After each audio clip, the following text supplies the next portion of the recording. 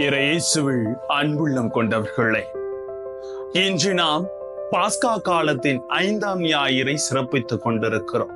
அன்பே வலிமையானது. அந்த அன்பின் மேன்மையை நாம் அனைவரும் பெற்றுக்கொள்ள வேண்டும். அந்த அன்பின் கட்டளைகளை நாம் உணர்ந்து வாழ்கிற பொழுதுதான் வாழ்வில் நிறைவு இருக்கிறது. ஆகவே தான் அன்பே வலிமையானது என்பதை அனைவரும் உணர்ந்து வாழ வேண்டும் என்று இன்றைய வாசகங்கள் நமக்கு சில தெளிவுரைகளை தர விரும்புகிறது. அந்த தெளிவுரைகளை பின்பற்றி அன்பே வலிமையானது என்று ஆண்டவர் கற்றுத்தரும் பாடத்தை நாம் முழுமையாக அறிந்து கொள்ள வார்த்தையோடு பயணம் செய்வோம். வாங்க. Praise the Lord. இயேசுவுக்கே புகழ், இயேசுவுக்கே நன்றி. இறைவனின் அருட்கரமும் அருளாசிரும் உங்களோடும் உங்கள் குடும்பத்தோடும் நிறைவாக தங்கிட உங்களை நான் வாழ்த்துகிறேன். அன்பில் இனியவர்களே, பழைய கட்டளை எது?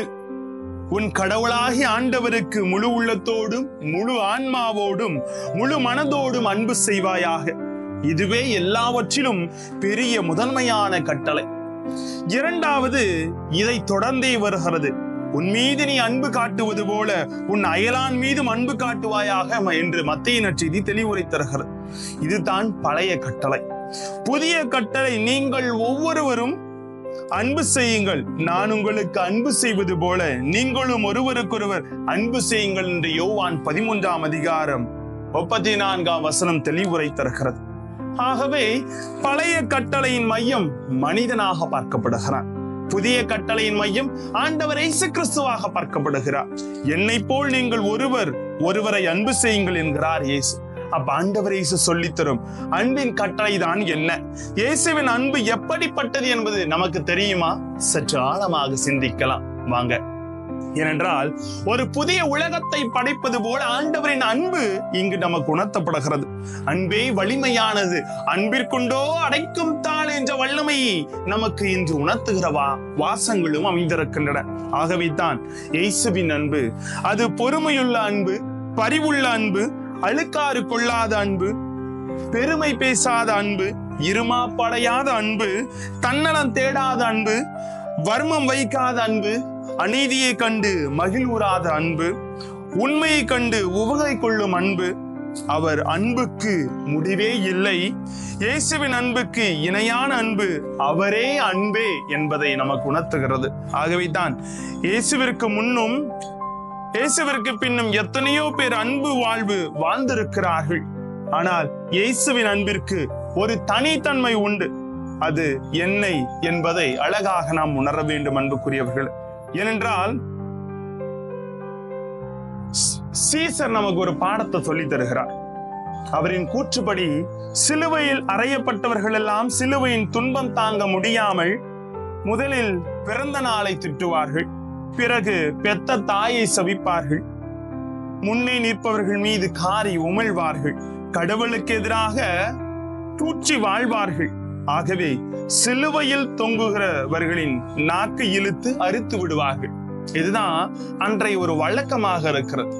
ஆனா ஆண்டவரை பாருங்களேன், இயேசு அவர்களுக்கு முன் சிலுவையில் அறையப்பட்டவர்கள் செய்தது போலவோ செய்பவர் என்று எல்லோரும் நினைத்திருக்கலாம்.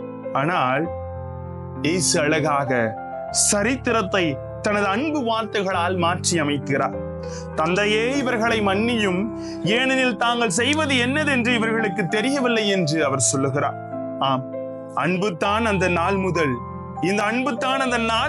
இந்த நாள் வரை கிறிஸ்து உலகுக்கு கொண்டு வந்த புதிய போதனையின் அச்சாணியாகவே இருக்கிறது. அன்புக்குரியவர்கள், இத்தகைய அன்பு வாழ்வை வாழ்வதில் தான் உண்மையான கிறிஸ்துவ வாழ்வு அடங்கி உள்ளது. இதன் வழியாக மட்டும்தான் கிறிஸ்துவின் அரசிற்குள், அவரது வாழ்க்கை கோட்டிற்குள் நம்மால் நுழைய முடியும், நுழைந்து புதிய சமுதாயத்தை படைக்க முடியும் என்று கற்றுத்தருகிறார். இந்த வழியை பின்பற்றுவோமானால் நிச்சயமாக நாம் பல துன்பங்களை சந்தித்தே ஆக வேண்டும். அன்பு அது பெறுகிறவர்களுக்கு இன்பம், ஆனால் கொடுப்பவர்களுக்கு துன்பம்.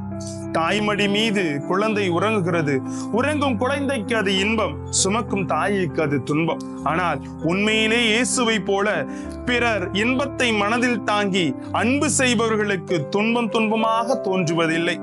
அவர்கள் படுகின்ற துன்பமான இன்பமாக அவர்களுக்கு தோன்ற செய்கிறார். ஆகவே நான் விரும்புவதெல்லாம் புதிய வானம், புதிய பூமி, புதிய இரக்கம், புதிய ராகம், புதிய தாளம், புதிய சரணம், புதிய பல்லவி, புதிய பாடல், புதிய பறவை, புதிய தென்றல், புதிய அருவி, புதிய வழி, புதிய வாழ்வு, இப்படி எல்லாமே புதிதாக இருக்க வேண்டும் என நான் விரும்புகிறேன் என்று திருவெளிப்பாடு 21:1 சொல்லுகிறார். இப்படிப்பட்ட புதிய உலகத்தை எப்போது எங்கே நாம் காணப்போகிறோம்? புதிய உலகத்தை படைக்க நமக்கு இயேசுவால் கொடுக்கப்பட்டிருக்கிற புதிய கருவித்தான் புதிய கட்டளை என்று நாம் ஒருவருக்கொருவர் உண்மையிலே அன்பு செய்ய துவங்குகின்றோமா? அன்றோ அப்போதுதான் நமது நடுவே புதிய உலகம் பிறக்கும் என்று சொல்லுகிறார். இதோ கிறிஸ்து நமக்கு ஆழமான ஒரு அன்பினை பற்றி நமக்கு முழுமையாக கற்றுத் தந்திருக்கிறார். ஆம் அன்புக்குரியவர்களே, புதியது எதுவும் திடீரென பிறப்பதில்லை. பாடுகள், தியாகங்கள், சோதனைகள், வேதனைகள், கண்ணீர் துளிகள், கவலை கோடுகள், உன்னதமான இயக்கத்தோடு பரிதவிக்கிற கவலைகள், உறங்காத இரவுகள், எதிர்பார்ப்புகள், போராட்டங்கள், இப்படி எத்தனையோ படிகளை தாண்ட ஒருவன் தயாராக இருக்கும்போது தான் அவன் ஏதோ ஒரு புதிய கண்டுபிடிப்புக்கு நாயகனாக மாறுகிறான். ஆகவே அஞ்சாது பாடுபடுவோம், அயராது உழைப்போம், அனைத்தையும் கொடுப்போம், தேவையானால் அனைத்தையும் இழப்போம்.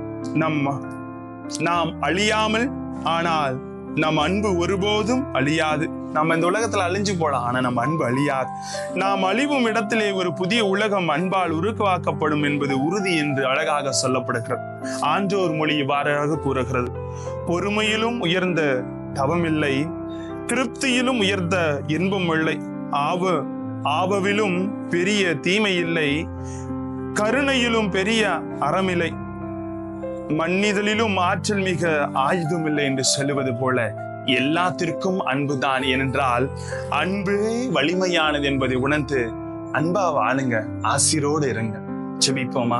அன்பு இறைவா, எங்கள் வாழ்க்கையில் எத்தனையோ தருணங்கள் எங்கள் செயல்களால் உம்மை விட்டு பிரிந்திருக்கிறோம். ஆனால் உமது அன்பு கட்டளைகளை கற்பிக்கும் பாடங்களை உணர்ந்தவர்களாக அன்பின் மேன்மை என்னால் எங்கள் வாழ்க்கையிலே பதிவிட்டு வாழ எங்களோடு தங்கும் ஆண்டவரே. Praise the Lord.